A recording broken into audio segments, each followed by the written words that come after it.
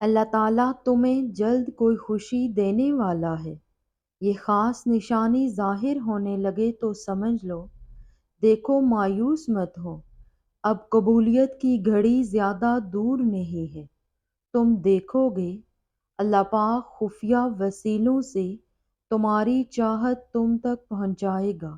تم صبر کر رہے ہو تو یقیناً اللہ بھی نیتوں کو دیکھ رہا ہے۔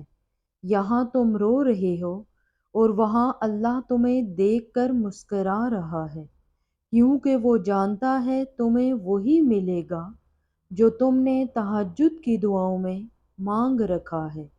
تم ماضی کے دکھ بھول جاؤ گے، اللہ تمہیں اتنا نوازے گا۔ ذرا انتظار کرو، تمہاری دعا اور تمہارا صبر ضائع نہیں جائے گا۔ تمہارا معاملہ اللہ کے سپرد ہے، وہ جلد تمہاری کہانی مکمل کر دے گا، اور اللہ تمہیں لڑکھڑاتا ہوا دیکھ تو رہا ہے، مگر یقین رکھو کبھی تمہیں گرنے نہیں دے گا۔ اللہ تعالیٰ قرآن کریم میں فرما رہا ہے کہ ڈرو نہیں اور نہ غم کرو، ہم یقیناً تمہیں بچانے آ رہے ہیں۔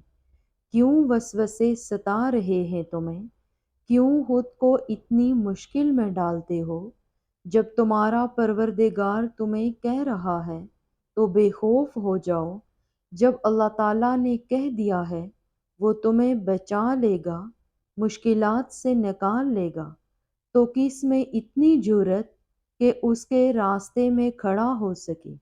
کسی اشارے کے انتظار میں ہو تو مطمئن ہو جاؤ کہ تمہارا رب تمہیں اشارہ ہی کر رہا ہے۔ اس نے تمہیں اتنے قریب کر لیا ہے کہ اس سے بات کرتے تمہاری آنکھیں بھیگ جاتی ہیں۔ ہر وقت اسے راضی کرنے کی کوشش میں ہو، تو جس رب نے تمہیں اتنے قریب کر لیا، کیا وہ تمہیں ادھورا چھوڑ دے گا؟ عنقریب وہ تمہیں اتنا دے گا کہ تم راضی ہو جاؤ گے۔ اللہ تعالیٰ نے قرآن کریم میں فرمایا، وہ تمہارے ساتھ ہے جہاں کہیں بھی تم ہو۔ کتنا سکون ہے نا، کتنا خوبصورت دلاسا ہے نا۔ اللہ کہہ رہا ہے، دیکھو پریشان مت ہو، میں تمہارے ساتھ ہوں، ہمیشہ ہوں، ہر حال میں ہوں۔ تم پریشان ہو، تم تکلیف میں ہو، تم لوگوں کی باتوں سے حوصلہ ہار رہے ہو، میں سب دیکھ رہا ہوں، میں سن رہا ہوں۔ دیکھو بس پریشان مت ہونا، مجھ پہ یقین رکھنا، میں تمہیں کبھی بھی اکیلا نہیں چھوڑوں گا۔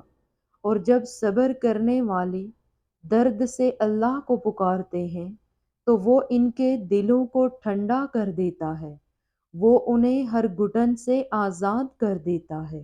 تمہارا کام بس دعا کرنا ہے، اسباب وہ خود بناتا ہے، اور جلد ہی وہ تمہیں یوں خوش کر دے گا کہ تم پھر سے جی اٹھو گے۔ جانتے ہو تمہارے دل میں جو ایک اٹکی ہوئی ایک پکار ہے اور لبوں پہ یہ خاموشی ہے، یہی ادائیں تمہارے رب کو بہت پسند ہیں، اور یہی تمہارے لیے ساتویں آسمان سے کن لے کر آئیں گے۔ تم بس یقین رکھو، اور اللہ تب تم تک معجزے لاتا ہے جب تم سب کچھ ختم ہو جانے کے بعد بھی دعا کرتے ہو، اس یقین کے ساتھ کہ اللہ کی دسترس سے باہر تو کچھ بھی نہیں۔ اللہ پاک ایسا وقت بہت جلد لائے گا جب تم اپنی آنکھوں سے اپنے لیے معجزے ہوتے دیکھو گے۔ ایک دن دیکھنا تم خود مسکراتے ہوئے کہو گے کہ اللہ نے میری دعا ایسے قبول کی ہے کہ میں نے کبھی سوچا نہ تھا۔ تم کہو گے کہ اللہ نے معجزہ کر دیا ہے جس کا میں نے کبھی تصور بھی نہیں کیا تھا۔ اور دیکھنا، یہ کہتے ہوئے تمہاری آنکھیں نم ہوں گی، اور تمہارا دل جو اتنا سفر کرتے کرتے تھک چکا تھا اب اطمینان میں ہوگا، اور وہ تمہیں دعا کی توفیق اور صبر کا حوصلہ تب ہی دیتا ہے جب وہ تم سے راضی ہوتا ہے، اور جب وہ راضی ہوتا ہے تو تمہاری ہر خواہش پر کن کا حکم فرما دیتا ہے، اور پھر دیکھنا اللہ اپنے سارے معجزے تمہارے ساتھ کھڑے کر دے گا اور تم بھول جاؤ گے آزمائش کا دکھ، تمہارے صبر کا صلہ تمہاری خواہش کی قبولیت سے ملے گا۔ کیوں بے یقین ہوتے ہو؟ آپ نے کسی انسان سے نہیں، بادشاہوں کے بادشاہ سے مانگا ہے، جس کے خزانوں میں کہیں کوئی کمی نہیں۔ یقین رکھو وہ عطا کرے گا، کیونکہ وہی عطا کر سکتا ہے۔ جانتے ہو اللہ یقین والوں کے لیے راستے بناتا ہے، اور جانتے ہو یقین والے کیسے ہوتے ہیں کہ جب ان کی دعائیں بھی ان کے مخالف ہو جائیں، وہ تب بھی اللہ سے مانگنا نہیں چھوڑتے۔